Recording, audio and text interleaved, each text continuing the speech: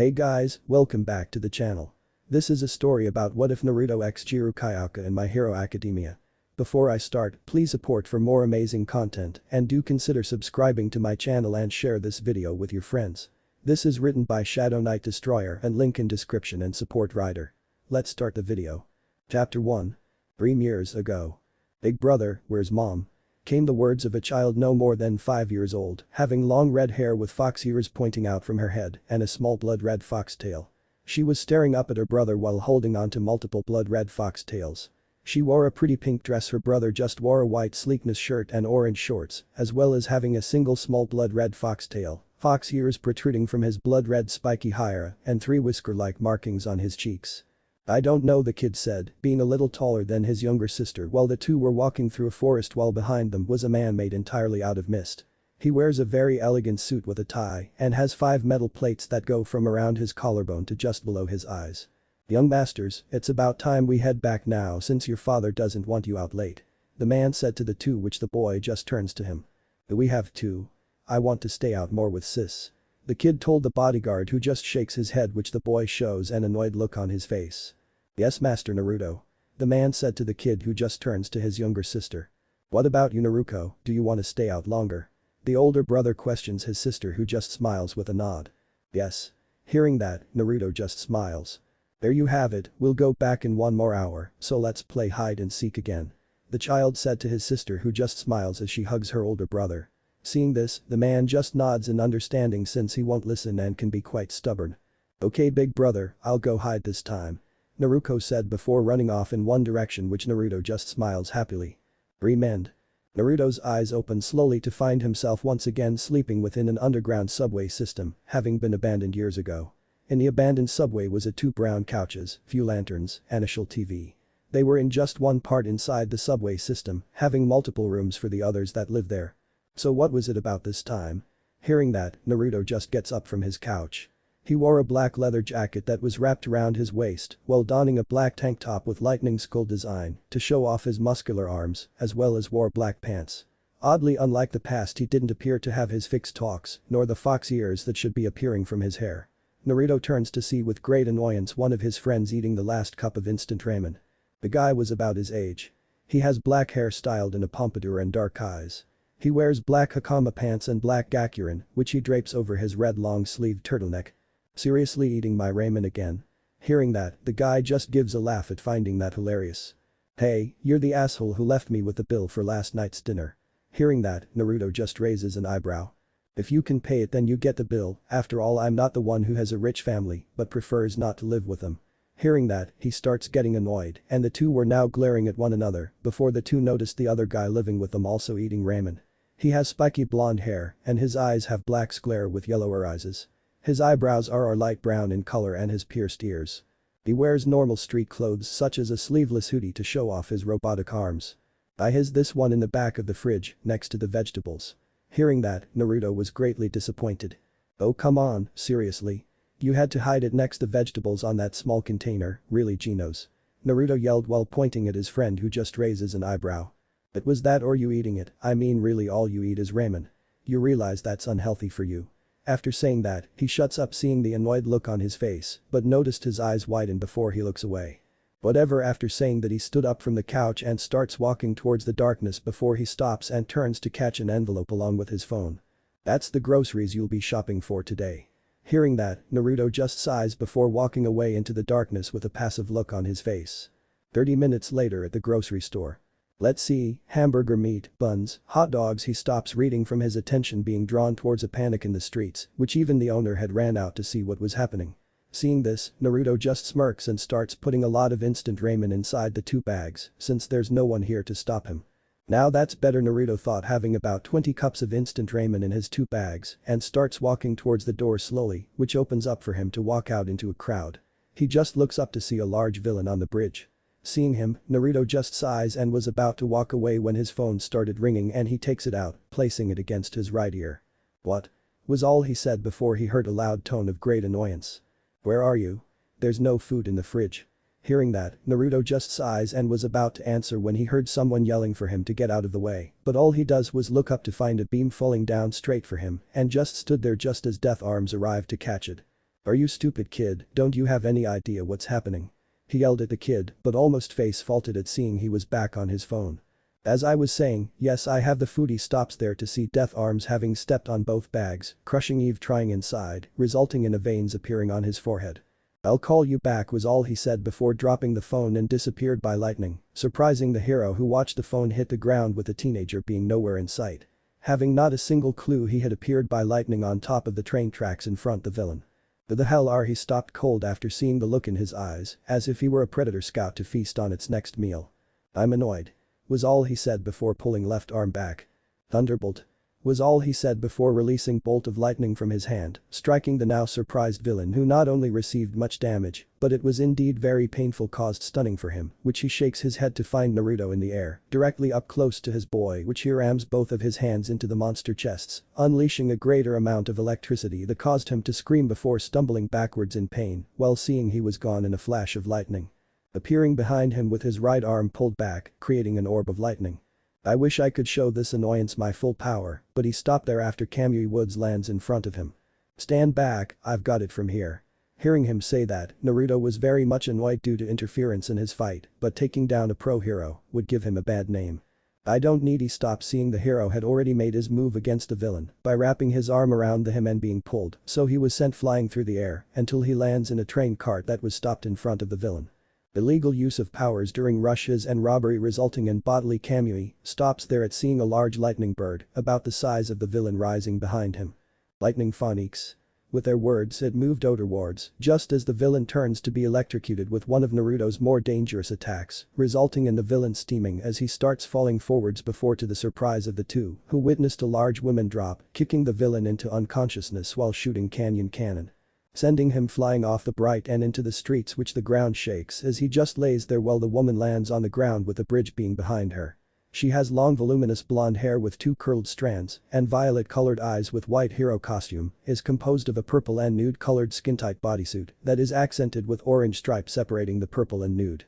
Her bodysuit distinctively imitates the illusion of her wearing nothing but a top, gloves and thigh-high boots. The bodysuit also has three peculiar orange diamond-shaped dots on the purple top and it's under her chest. She also wears a purple domino mask with horn-like protrusions on the sides. Seeing her, many guys began taking pictures of her while Naruto was sweating at knowing who she is. "Today is the day of my debut. My name is Mountain Lady. A pleasure to make your acquaintance." Hearing that, Naruto just face palms at seeing her giving a sexy pose of waning. She brightens more at seeing Naruto bit before she could say a word. He vanishes by lightning, appearing back on the ground, which he picks up his phone and places it in his pocket. "Naruto." Hearing his name being called, he merely turns to be met with a 23-year-old, hugging much to the jealousy of all the guys taking pictures of her. "Can you let go? I have to get groceries for the others."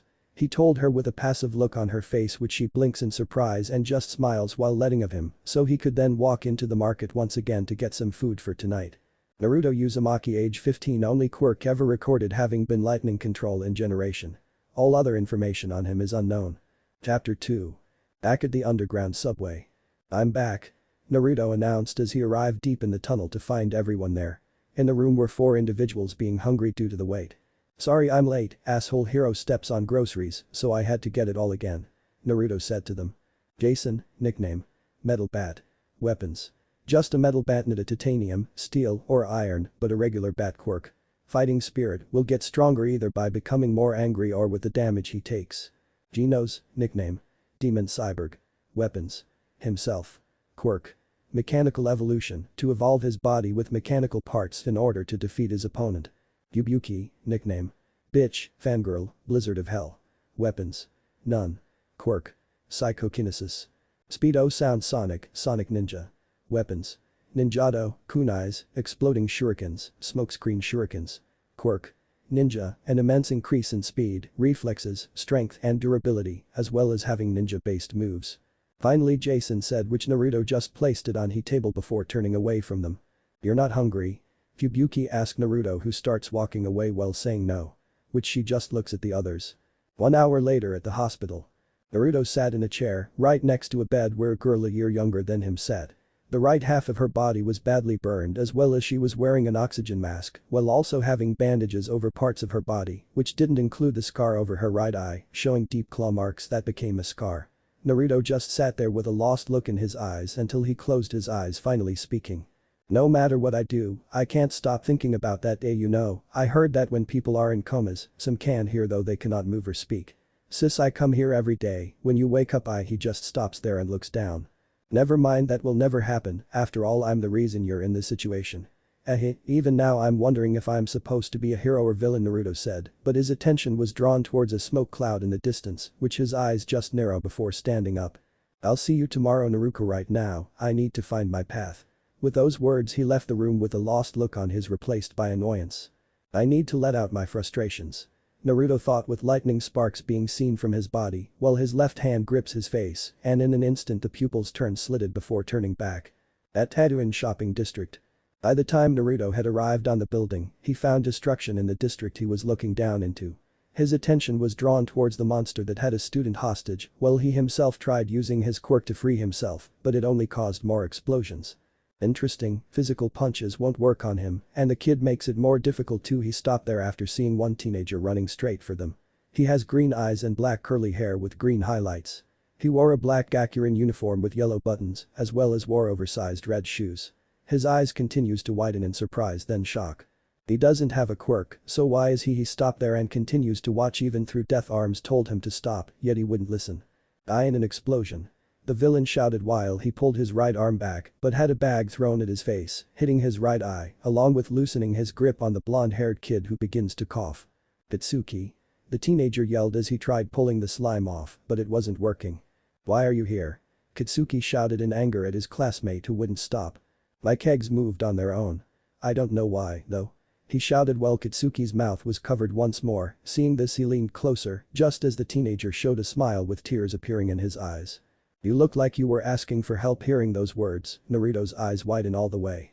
Hero, Naruto thought as he started to smirk. Just a little longer. Don't get in my way. The villain shouted with all the heroes trying to save the kid in a hurry, but in that instant two things happened. One was an explosion blinding everyone's view, while the next was sparks of electricity. I really am pathetic. Came the words of All Might. Stood there, body steaming and blocking the villain's left arm. All Might said with wide eyes at his idol, protecting him yet again. Even though I admonished you, I wasn't putting what I said into practice. He shouted before pulling his arm away. Seeing this, the villain goes to use his other arm until he saw it was no longer there, as well as a portion of his body was missing. He looks to see a couple of feet to his right was Naruto holding Kitsuki by the back of his jacket. Pros are always risking their lives.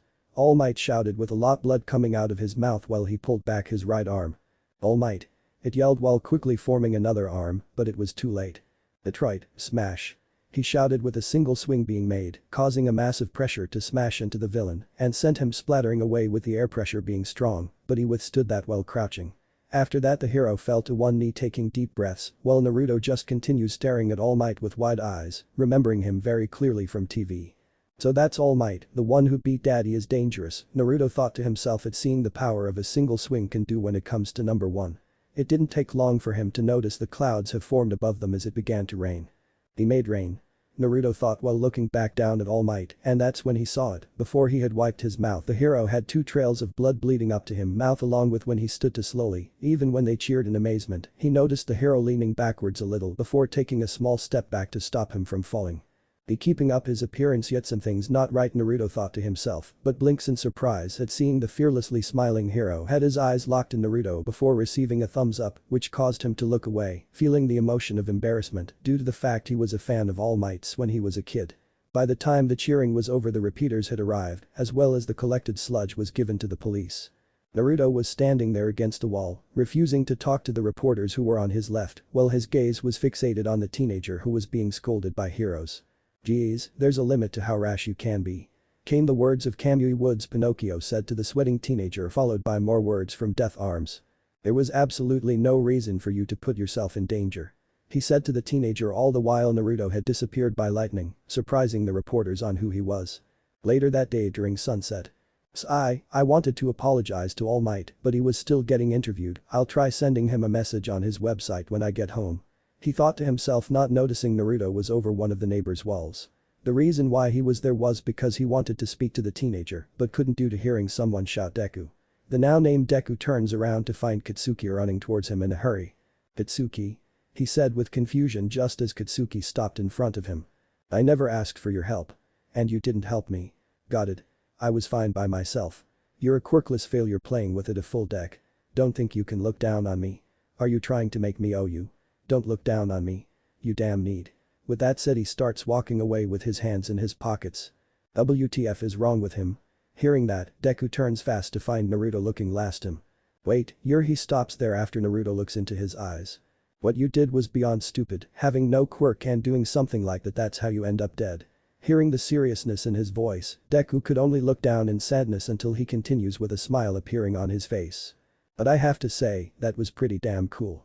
Hearing that, Deku just look up at the smiling Naruto. What you showed is what a hero truly is.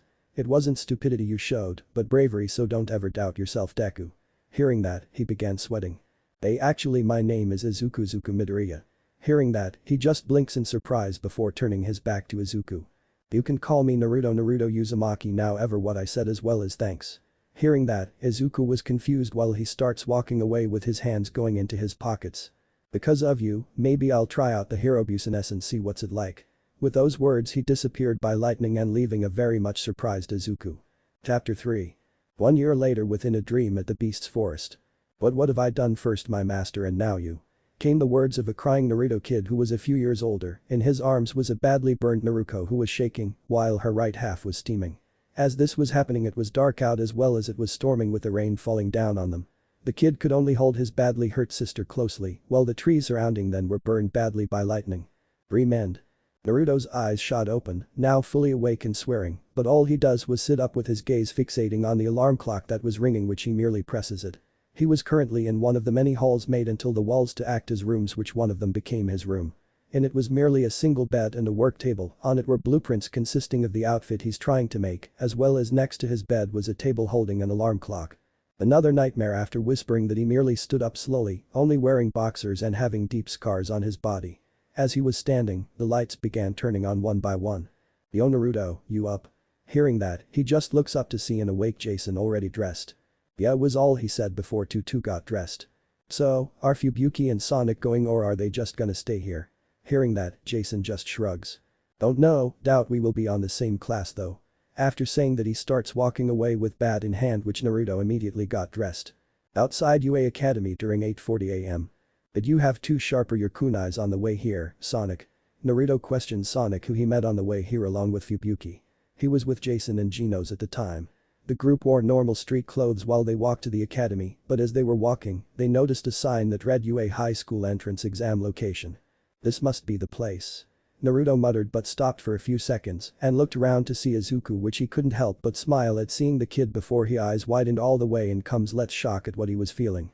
What the hell, how the hell does he have a quirk when he didn't have one last year? Naruto thought to himself with lately wide eyes. What the hell, he has a quirk, but last year he was quirked, did I make a mistake? Naruto thought to himself with wide eyes filled with confusion until his attention was drawn back towards the entrance where they had entered. 30 minutes later at UA High School Hero Course exam orientation. Naruto was currently sitting one seat behind Izuku so he could figure him out, but he had to stop focusing on him and more on the one speaking on the stage.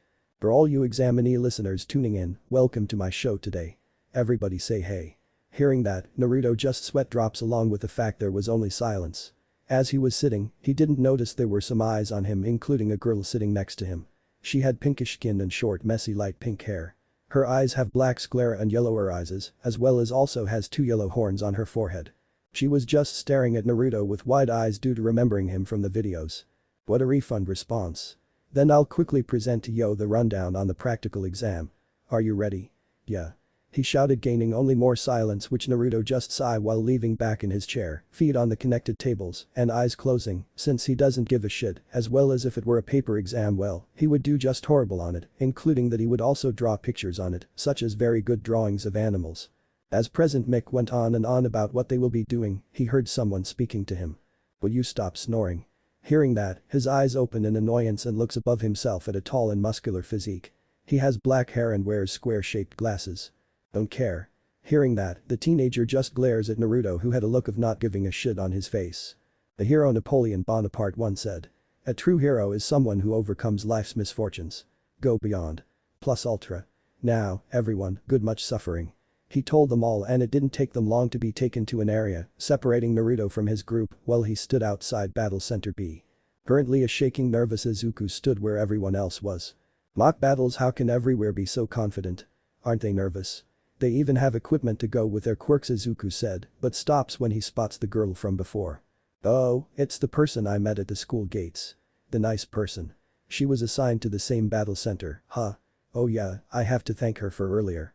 Izuku thought to himself, approaching the girl until a hand grabbed his shoulder, stopping Izuku, who turns around to see the guy from behind scaring him.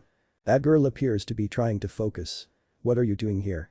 Are you taking the entrance exam to interfere with everyone else? Hearing that, Izuku began to panic while the guy pulls his hand away.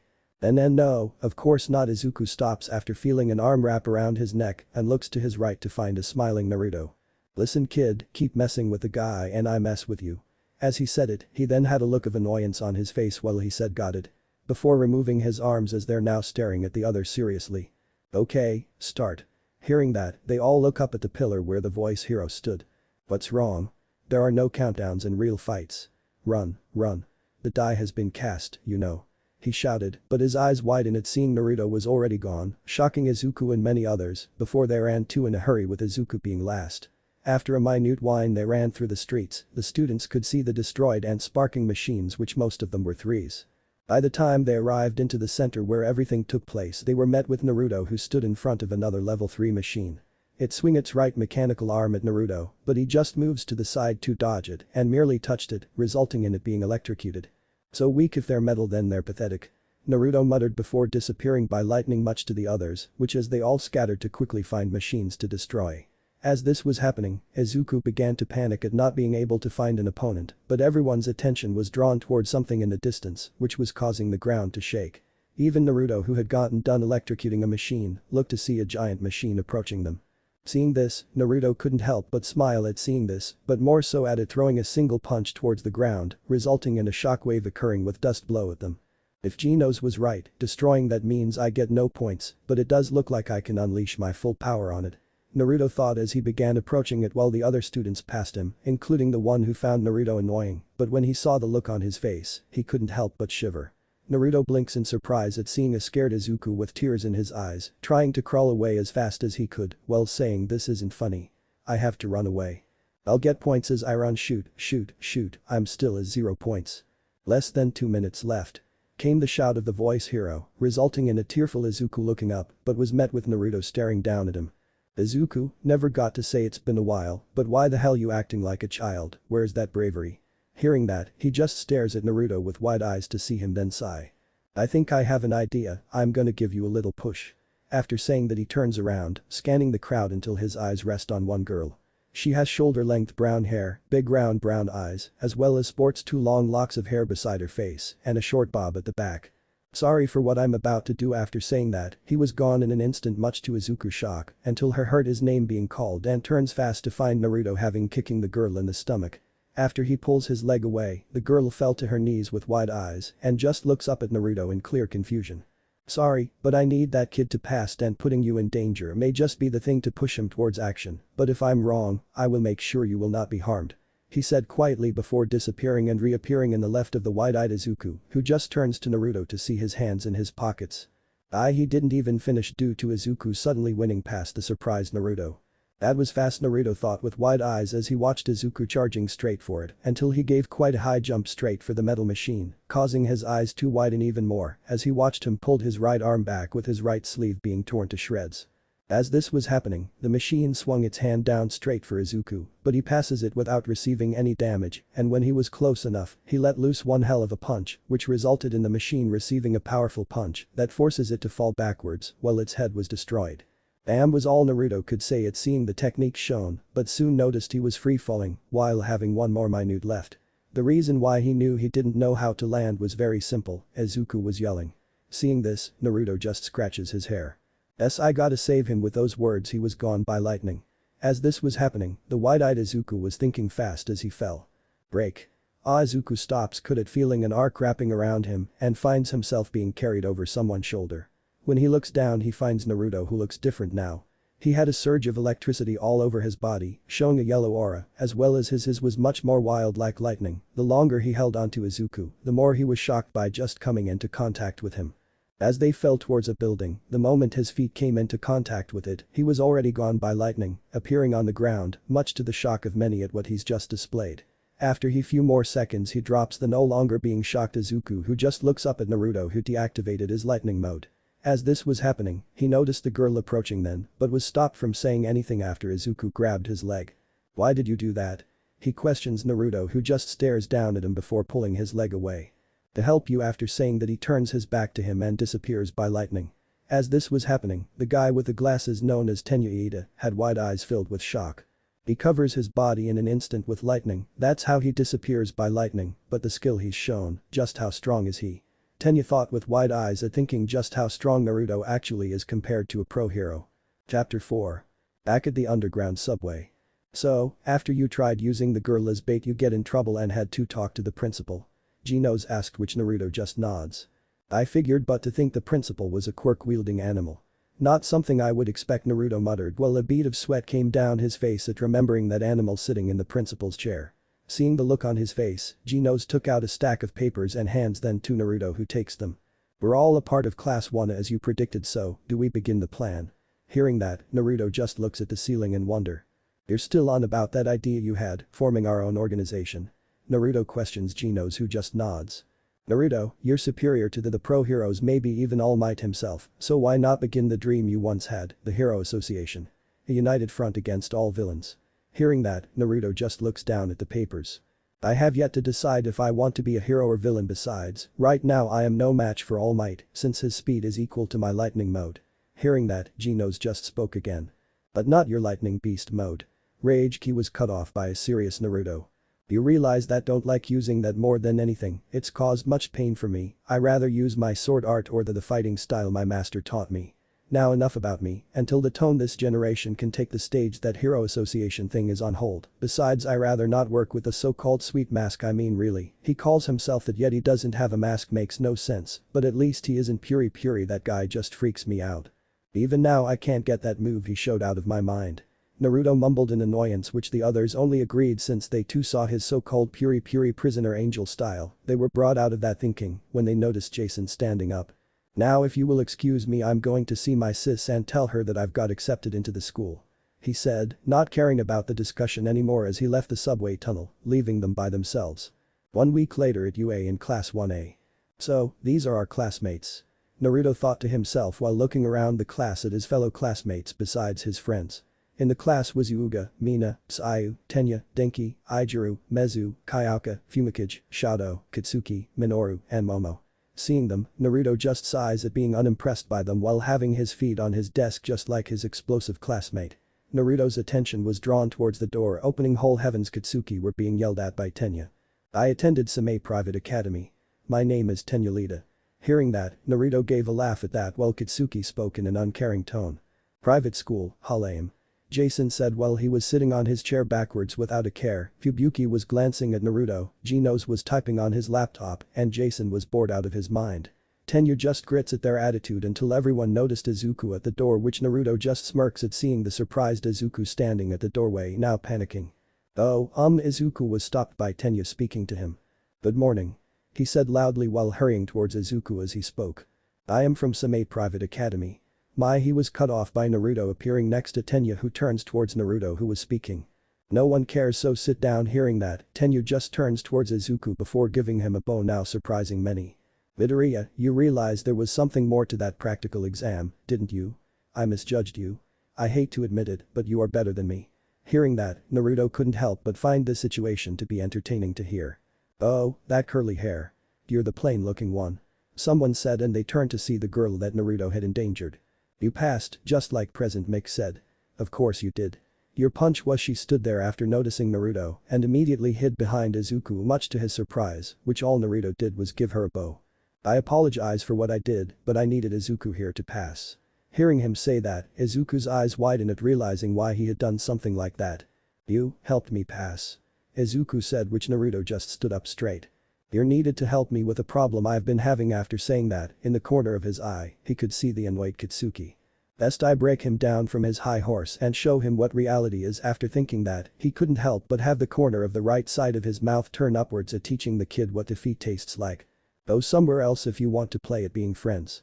Hearing that, they all turn towards the door to find a man inside a sleeping bag which he gets out of it.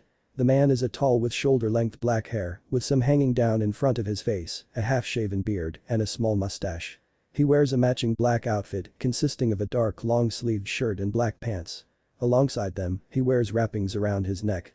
For a second there, I thought he was a caterpillar. Naruto thought, thankful he didn't say that out loud or else he would be considered an idiot, not knowing he's already considered that by his friends when it comes to simple things. Okay, it took 8 seconds before you were quiet. Tone is limited. You kids are not rational enough. Hearing that, Naruto just stares at the man, only deducing that he's their teacher or some homeless guy who broke into the school.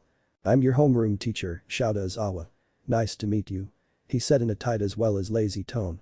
The students were quite surprised when he heard that, except for a few who either weren't much surprised or didn't even care. They just watched a man take out some sort of uniforms from his sleeping bags. It's kind of sudden, but put this on and go out onto the field. He told the entire class, which they just stare at it. It took them only 30 minutes to get dressed and be outside to listen to Shouta's explanation. The Quirk assessment test. Almost everyone said simultaneously. What about the entrance ceremony? The orientation? Achako questions their teacher. If you're going to become a hero, you don't have time for such leisurely events. UA's selling point is how unrestricted its school traditions are. That's also how teachers run their classes. He told them with his back facing them until he glances at them before turning to face them. You kids have been doing these since junior high, too, right? Physical fitness tests where you weren't allowed to use your quirks. The country still uses averages taken from results from students not using their quirks. It's not rational. Well, the Ministry of Education is procrastinating. Bakugo, you finished at the top of the practical exam, right? He questions the hothead who just looks at the teacher with a surprised look of sorts. I'm junior high, what was your best result for the softball throw? He questions Katsuki, who answers. 67 meters. He told Shouta, who then tells him to do it again, but this time to use his quirk. Naruto just watched Katsuki enter a circle that showed where he's supposed to throw the ball, but before that he turns towards Shouta, who spoke to him. You can do whatever you want as long as you stay in the circle. Hurry up. Give it all you've got. He told Katsuki, who starts stretching him right arm while the words then, well, left his mouth. As soon as he finished, Naruto was glancing at Genos, who had begun to analyze Katsuki's quirk ability, which he got the most information on it when Katsuki threw the ball full force along with an explosion, followed by the word die leaving his mouth. Naruto just looks up at how high the ball flew, whine thinking, who did he want to die? As the ball finally fell, Shouta spoke again. Know your own maximum first. With that said, he shows the score. 705.2. That is the most rational way to form the foundation of a hero. He told them while showing his score, shocking most of the class. 750 meters. Seriously? Denki said with a bead of sweat running down his face, unlike an ecstatic Mina who clapped her hands together in sheer amazement while having the words "what's this? It looks fun." leaving her mouth. It looks fun, huh? You have 3 years to become a hero. Would you have an attitude like that the whole time? Alright. Whoever comes in last place in all 8 tests will be judged to have no potential and will be punished with expulsion. Hearing that, this time they were all shocked and surprised at not expecting him to say that. Naruto couldn't help but smile at the threat of expulsion he just made. We're free to do what we want about the circumstances of our students. As he said it, he pushed his hair above his eyes. Welcome to UA's hero course.